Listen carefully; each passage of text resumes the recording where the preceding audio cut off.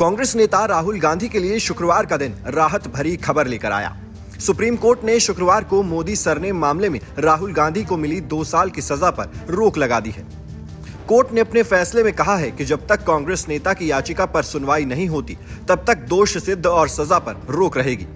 इतना ही नहीं, कोर्ट ने राहुल गांधी को मिली अधिकतम सजा पर भी सवाल उठाए हैं। बता दें कि राहुल गांधी को मोदी सरनेम मामले में सूरत की कोर्ट ने दोषी मानते हुए 2 साल की सजा सुनाई थी, जिसके आधार पर उनकी संसद सदस्यता समाप्त कर दी गई थी।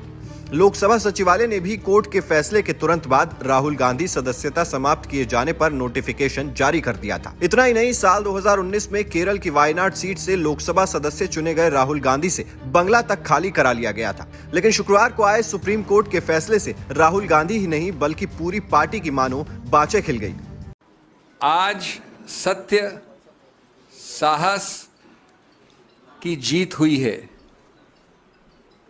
ये केवल राहुल गांधी जी की जीत नहीं है, लोकतंत्र की जीत है, संविधान की जीत है और आम जनमानस की जीत है।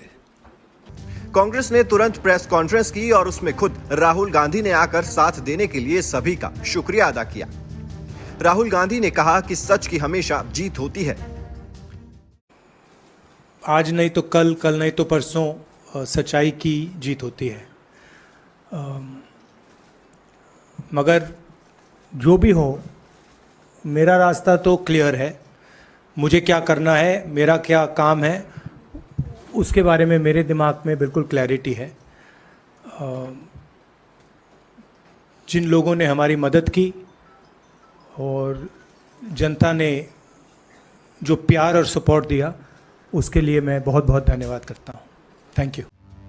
जानकारों की माने तो सुप्रीम कोर्ट के फैसले पर कहा गया है कि कोर्ट के दोष सिद्धि पर रोक लगाने के साथ ही राहुल गांधी की संसद सदस्यता से अयोग्यता तत्काल प्रभाव से सस्पेंड हो गई है। इसका मतलब है कि वो फिर से संसद सदस्य हैं। किसी को इसके लिए अप्रोच करने की जरूरत नहीं है। सुप्रीम कोर्ट का आदेश लोकसभा सचिवालय पहुंचेगा और इसके बाद अयोग्यता के संबंध में एक नोटिफिकेशन जारी किया जाएगा। लोकसभा सचिवालय की ओर से नोटिफिकेशन जारी कर कहा जाएगा कि सुप्रीम कोर्ट के आदेश के अनुपालन में राहुल गांधी की संसद सदस्यता से अयोग्यता सस्पेंड कर दी गई है। हालांकि इसके लिए किसी तरह की समय सीमा निर्धारित नहीं है।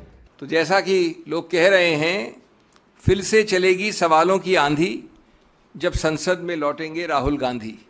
बता दें कि राहुल गांधी को संसद की सदस्यता के अयोग्य करार दिए जाने के बाद अगर वायनाड सीट पर उपचुनाव हो गए होते तो अब उनकी सदस्यता बहाल नहीं हो पाती। वायनाड में अभी तक उपचुनाव नहीं हुए हैं। सुप्रीम कोर्ट के इस फैसले के साथ ही राहुल गांधी के 2024 का चुनाव लड़ने की संभावनाओं पर छाए अगर मगर के बादल भी छट गए हैं। सुप्रीम कोर्ट भी अगर राहुल गांधी को सजा और दोषी करार दिए जाने की निचली अदालत के फैसले पर रोक नहीं लगाई होती तो वो 2024 का लोकसभा चुनाव नहीं लड़ पाते। सुप्रीम कोर्ट के रुख और ताजा फैसले दोनों से ये साफ हो गया है कि राहुल गांधी न सिर्फ संसद में लौटेंगे बल्कि 2024 में चुनाव में बतौर उम्मीदवार भी नजर आएंगे। मोदी सरनेम केस में सुप्रीम कोर्ट के फैसले से राहुल गांधी के सियासी करियर को संजीवनी मिल गई है। कांग्रेस प्रवक्ता सुप्रिया श्रीनेत ने कोर्ट के फैसले पर प्रतिक्रिया व्यक्त करते हुए कहा कि अब उनको संसद से दूर रखने का कोई कारण नहीं है। ये मनमानी करने वालों के लिए एक झटका है। उन्होंने ये उम्मीद भी जताई थी कि अविश्वास प्रस्ताव पर बहस के दौरान राहुल गांधी सदन में मौजूद रहेंगे। सुप्रीम कोर्ट के फैसले के बाद कांग्रेस पार्टी मोदी सरकार के खिलाफ और आक्रामक नजर आ सकती है। 26 विपक्षी दलों के नए गठबंधन Indian national development inclusive alliance के लिए भी राहुल पर आया ये फैसला अहम है। Team news nation digital.